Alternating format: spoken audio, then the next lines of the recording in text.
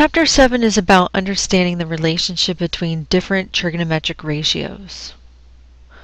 We're going to be looking at sections 7.1 and 7.2 today, and then later in the week 7.3 and 7.4, and then we'll have a small quiz.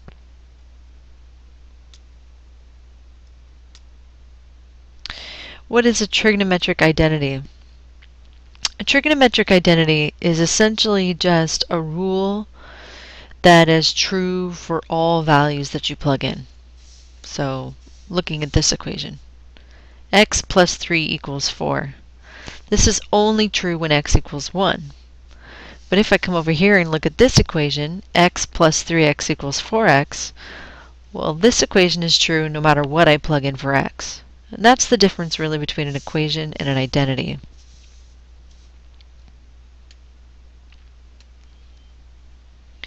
So you guys have seen identities before, and an identity could be something as simple as factoring identities. X minus y times x plus y is equal to x squared minus y squared. We'll be looking at trigonometric expressions that are identities. So some of the identities that we already know are the relationship between the sine, cosine, and tangent, and their reciprocal functions. So the sine is the reciprocal of the cosecant, or 1 over the cosecant. And of course that makes the 1 over the cosecant equal to the sine.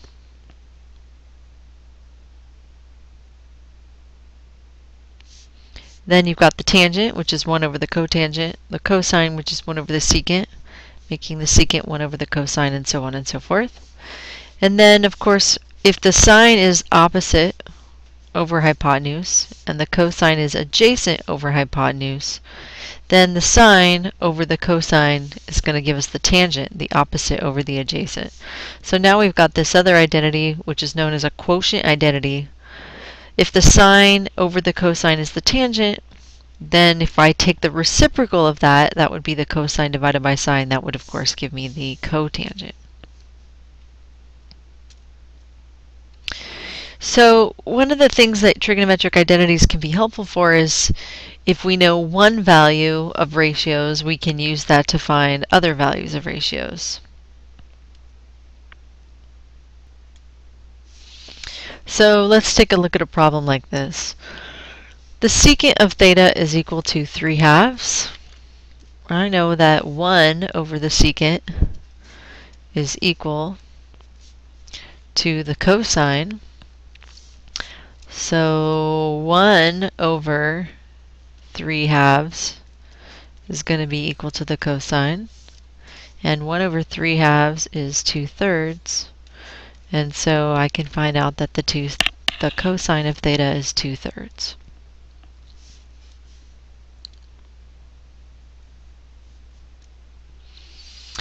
Now there's a whole other set of identities known as the Pythagorean identities.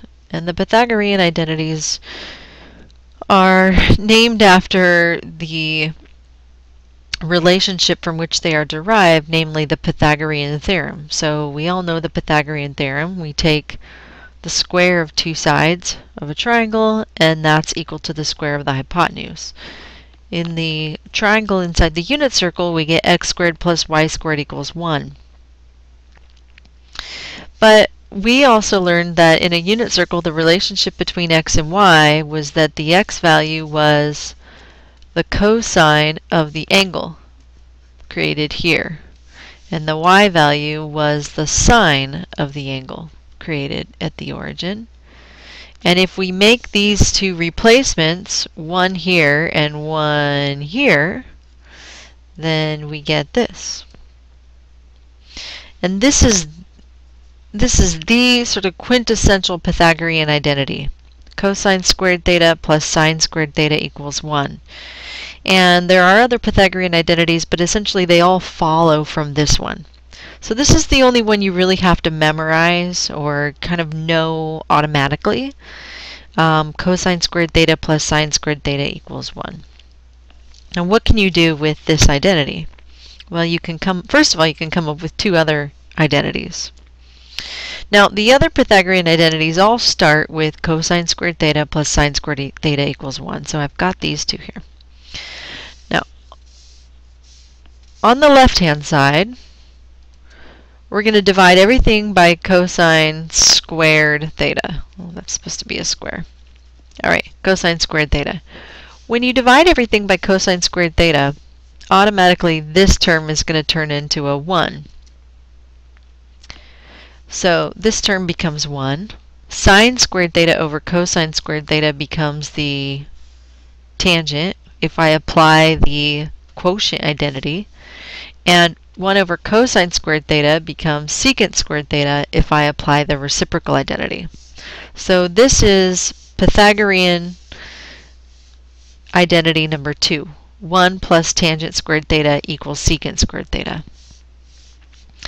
Now if I come over here and this time instead of dividing by cosine squared theta, I aim to eliminate this term, I'll end up dividing both sides by sine squared theta, sine squared theta. This turns into 1. Cosine squared theta over sine squared theta, I'm going to use a quotient identity here, and I'm going to get cotangent squared theta. Sine squared theta over sine squared theta, of course, just gives me 1. And 1 over secant squared theta gives me cosecant squared theta using the reciprocal identity. And this, of course, is Pythagorean identity number 3. So there are 3 Pythagorean identities. We always start with the most basic, which is cosine squared theta plus sine squared theta equals 1. And then we can derive the other 2 either by dividing by sine squared theta, or over here by dividing by cosine squared theta. So now I can use these Pythagorean identities again to help me find other values that I might not know. So here's an example. I've got sine theta equals 3/5 and I'm being asked to find the tangent. So right away I've got the Pythagorean identity, which is going to give me sine squared theta plus cosine squared theta equals 1. Since I know the sine, I can go ahead and plug that in over here and make a substitution. So I'm going to plug in sine theta equals 3/5. And now I need to solve for the cosine. So of course I'm going to turn this into 9/25 and subtract it from both sides. I get cosine squared theta equals 16/25 and cosine squared theta equals plus or minus 4/5. Now here I have the cosine and here I have the sine. I know that the tangent is equal to the sine of theta over the cosine of theta. So now that I have the sine and the cosine, I can solve for the tangent. So notice over here that I'm using a quotient identity. I plug in for the sine of theta. I plug in for the cosine of theta. And there I have it. I've solved for the tangent. Okay, so we know that we can make substitutions to help us find one value for another.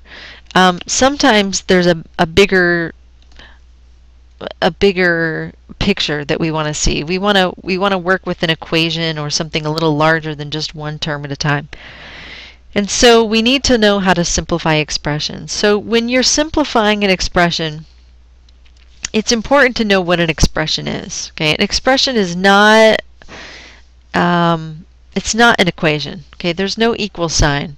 So there's only so many things that we can do. Okay, you can't do to one side what you do to the other because there are no sides. There's no equal sign. So when we're simplifying, we can only do one of 3 things.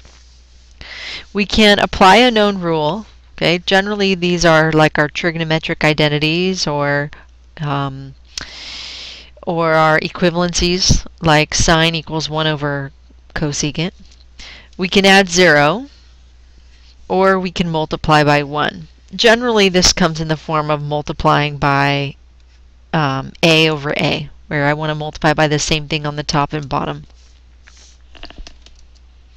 So here are my identities that I can use to simplify expressions, right? We've got the reciprocal identities, we know those, and we've got our quotient identities, right? Check. And then we've got our three Pythagorean identities. Check. So let's take a look at an example where we simplify an expression. So notice that there's no equal sign here. So what can I do with this guy? Well, right away I might notice that this term and this term both have a common term. So right away I might notice that I can factor out sine x. This leaves me with sine x equals 1 plus cotangent squared x. Okay. Now I'm going to notice, hopefully, that this is part of a Pythagorean identity. 1 plus cotangent squared x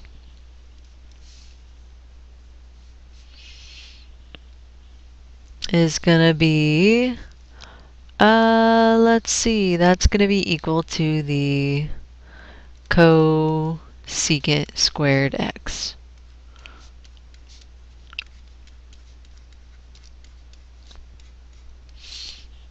Okay, so now I can make a substitution, and I get sine x times cosecant squared x. This is sine x times 1 over sine squared x. And now I just cancel one of these, and I get 1 over sine x.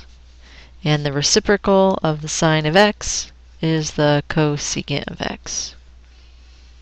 And I'm done. So the last thing that we want to look at today is something called verifying trigonometric identities. So how do you verify a trigonometric identity? You essentially want to show that two sides are equal to each other by showing that they're the exact same thing. So I've got an equation, it's got a right side and a left side. I want to work one side until it's equal to the other side. How do you verify trigonometric identities? There's no one exact perfect way to do it. So two people can do it different ways and still do it correctly. When you verify a trigonometric identity, it's not about getting a right answer, it's about demonstrating a correct process. So some of the steps you can do is you can make substitutions, you can factor, you can multiply, you can rewrite things in terms of the sine or cosine or make substitutions. And all of these things will help you simplify one side to get it to look like the other side. So I'm going to show you an example here. One thing that's really important to remember that these are not equations, even though there's an equal sign. So we want to essentially work one side to simplify it and simplify it and simplify it until they're equal. And again, we got to go back to what are the rules here. We can apply the known rules. Those are going to be our what do we know? Okay, the trigonometric identities that we do know that are known rules. We can add 0, or we can multiply by 1. And again, that's probably going to be in the form of a over a, or an equal expression over an equal expression. Okay, so we're going to transform one side into the other. And let's take a look at this one. Now here I've got 1 plus tangent squared x over cosecant x secant x equals tangent x. I've got one side that's very complicated and one side that's very simple. So I'm probably going to work this guy, the more complicated side, until he equals the less complicated side. And my goal is to get the two sides to be the same. So the first thing I'm going to do is I'm going to replace 1 plus tangent squared x with secant squared x. That was one of my Pythagorean identities. Then I'm going to cancel one of these secants with this secant. And that leaves me with secant squared x over cosecant squared x. Secant is equal to 1 over the cosine. Cosecant is equal to 1 over the sine. And when I simplify, I get tangent x equals tangent x. You know you're done when the right side equals the left side. So today